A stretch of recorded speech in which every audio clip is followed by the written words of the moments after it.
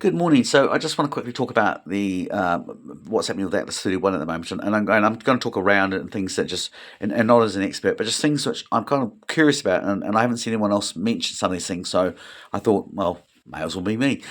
So the first thing is that the key thing about whether Atlas is man-made or a natural or alien is the one of the big things. One of the astrophysicists who's been around. He's quite a cool guy, Mikhail, and I don't even know how to pronounce this guy. A Japanese guy from Harvard University, theoretical physicist, as he talks about that when it comes around this sort of orb of the sun, which will be today, it's about whether it makes any sunny like burst of energy, which relates to the efficiency, which then gives it he currently gives it an idea of saying it's about 40% chance, which is pretty high, that it's not natural, that it's actually something other than natural. But if it goes beyond that, in his opinion, that's a clincher, then we are now dealing with intelligent life. And there's two things here, because the first thing is that um, I often think about when we talk about the Anudarki and things like this in the past, that everyone thinks, people jump on a spaceship, they travel away in thousands and thousands of years, but they don't necessarily understand that the idea is that if you're traveling at high speed, and the further you travel away, that actually means that the time on this planet can go like several thousand years, but in time it can be a very short distance itself. Um, and so you have the situation where actually we in theory, just as kicking the ball around and going, this thing could have actually been here already beforehand, and it's just coming back to get another cargo.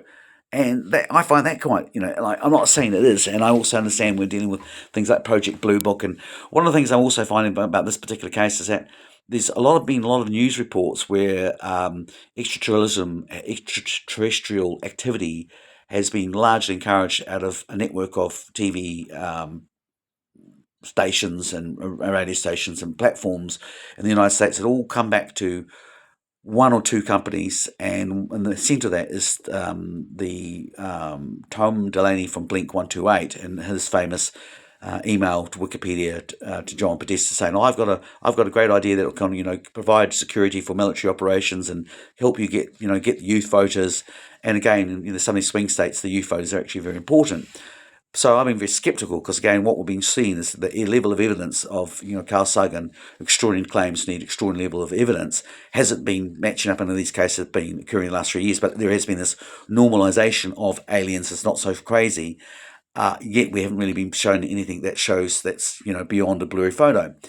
Atlas 31A, if it does this big surge of energy and we start getting, some shots that are more than just a kind of squint at a blurry object, could very much pass that threshold. So that's kind of why I'm really only reason why I'm kind of doing this, because otherwise it was coming out of those usual suspects. I go, oh yeah, more Project Bluebeam, this whole world at the moment where they've got us all wrapped up and not being able to know what's true or not because it's just AI and algorithms and blah blah blah.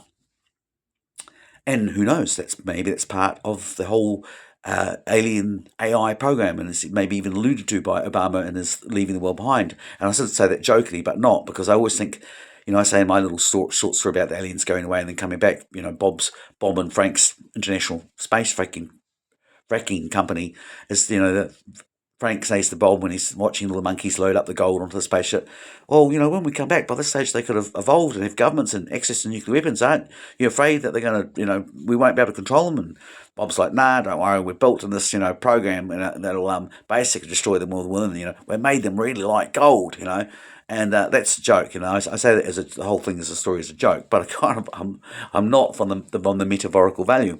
So that's one thing that kind of intrigues me about Atlas 31A. The second thing is the issue about comets. Actually, it's only going to come about 1.5 million, but we've already seen this thing go past Mars, and the tail has swooped over Mars, and it's actually had some quite interesting impacts. It's had I won't go into them too much, other than to say that it's interesting because they're not spread over a wide area. They're actually quite concentrated, and if you did want to, you let your imagination run wild, you could say, well, isn't that beginning look like it could be like the beginning of terraforming? And again, the interaction of chemicals, again, in terms of if you were going to terraform, be kind of how you go about doing it.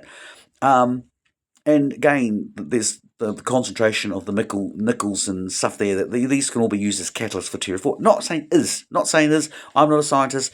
I'm just kind of going, well, this is something kind of intriguing. And what happens when it comes past us and it leaves its tail? Minimally, we understand, because again, it's got a lot of the chemicals which we've associated with, um, creating life. But those chemicals and bacteria can also, be a pathogen in themselves. So potentially, or again, the electromagnetic influence of the tail itself in terms of existing pathogens that can actually stimulate growth in the planet, and that can cause problems with biological activities, here on the planet. We're not discussing whether or not we need to be concerned about that. And over the years and past, I mean, you go all the way back, scientists say, well, actually, some of our big changing events on this planet have been impacted by comets coming into the environment and then actually having an effect upon the chemical and biological makeup about what's happening here on Earth. So that's one. The second issue is that even though it doesn't come very close to us, the speed at which it's travelling and the size of which it's travelling, plus the concentration of the metals that it's travelling, means that you've got basically this large bullet with a very powerful bow shock. And a bow shock is basically a strong built-up electromagnetic energy influence, which, when it hits our planet's surface, can again trigger off solar winds, and that can have seismic activity, and it can involve volcanic activity. And again, this is all things that they've talked about in the past with, the extinction of dinosaurs. It's just the idea that a comet has to hit you to have an impact on your planet isn't quite necessarily the case.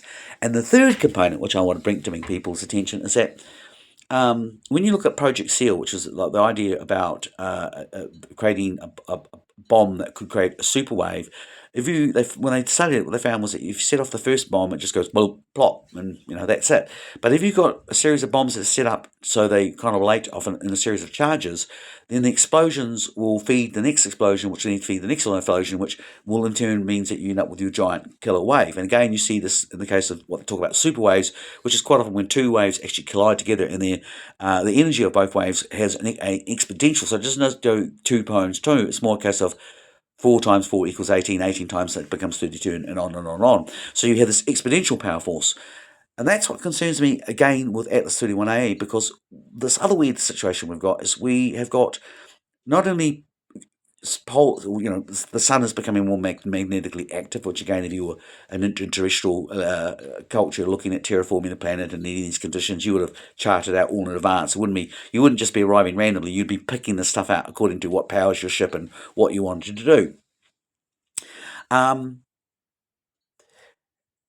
you you have this thing of the surge activity, so that potentially we also have, aside from the sun doing its pulsation thing, is we've got the asteroid showers, and each of those asteroids have a bow shock, and then we have two other comets in the area. I think Lemon, and another one I think it's just might have been just called Solar, but potentially, if all those things coordinate at the same time, that they cross over each other's paths, so just like two waves running into each other, you could end up with a bow shock that is even much more powerful. So therefore, the impact it has on Earth, and it makes me interesting. I actually wonder when they talk about the Carolyn event, or the late 1800s. I wonder if it was a case of, well, it wasn't just the fact that a comet arrived that triggered off. It was a question of what other solar, celestial objects were in the space at the time, and what was the sun doing? Because potentially the reason why the Carrington effect was so powerful wasn't just because it had one item, but it had many different items exponentially feeding each other's fields, so you end up with a much more powerful surge of energy. So that's the thing which I'm interested about, the Atlas 31A, which I haven't seen anyone else talk about. Whether or not it's alien or not, that's still a particular concern. However, what's intriguing is that we should have, I mean, the space is a huge environment, and I guess by sheer level of infinity goes on for it. It lasts long, so enough. There's going to be like every one horse town is going to have a gridlock when traffic all arrives at the same time. It's just Murphy's law or something. But in theory, but at the same time, that's a lot to ask. And the reality that we've had so many of these objects all arriving in the macro level, from our galaxy, it's like, so there's a lot of space up there, and they're all away from each other, but they're all kind of coordinating on each other, coming together at the same time. And the chances of that, I find this quite staggering. Again, if you had plans from an extraterrestrial or AI kind of influence area, you probably would have that information worked out a long time ago, and you would be able to coordinate. It would probably also be part of your shipping lanes. So anyway, I thought I'd put that actually out, and I don't I don't claim to have any particular deeper specialties in any of these particular topics, but it did intrigue me, and I thought I'd just add my 5 cents into, for this issue of Shipping News 51 to kind of say, well, this is my take on this whole 31 Atlas situation. My paper comes out on this Friday, in fact, tomorrow. So we will start actually putting the actual Shipping News, distributing it out to you guys at the same time we're putting out the paper, because we've also got our summer season in there. And again, if you like what I'm doing, and get in touch with me, and I'll tell you how you can actually be a sponsor or a patron to my work. But I'm not a person that's in the business of sticking my hand out and asking for money. For nothing other than I want to give my work to as many people as possible. So when you support me, yes, you get the donation aspect of it, which I still recognise as an income and do accordingly taxes. But there's also the thing that if you are part of my subs, where you're different from maybe everyone else, is that you are able to effectively have an open door relationship with me, so that I can help you with your own research projects. And if you've got some questions or queries throughout, the months, you can send me an email, phone me up, and I'll have a chat to you. And effectively, you don't get hours and hours and hours of unlimited research. And I'm not your pet private investigator, but I will provide you kind of like an organic chat GP. So it's not just me begging for something. You do get something in return, because that's kind of like how I roll. Thanks anyway, guys, and I hope you like my content. And again, we're not in the business of being an influencer. We don't do research. We're a journalist, and we're research consultants, and we don't just do research. I do due diligence.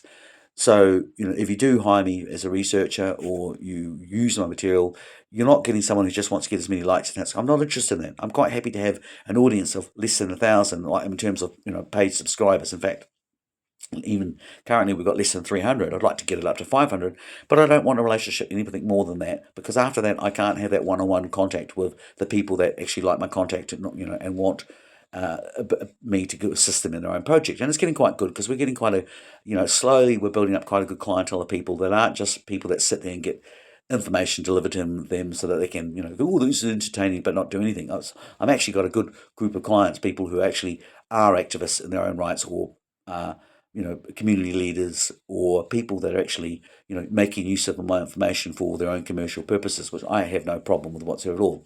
But I don't want just people to turn around and to have 10,000 hits and I make lots of money and nothing actually gets done with it. And it's just more white noise adding to the tsunami of information, where some very important things happening around on Earth right now and potentially around us. And we deserve to actually have good people who actually are not just going out and getting information, but they're cross-referencing the material and making sure that they're giving you quality information.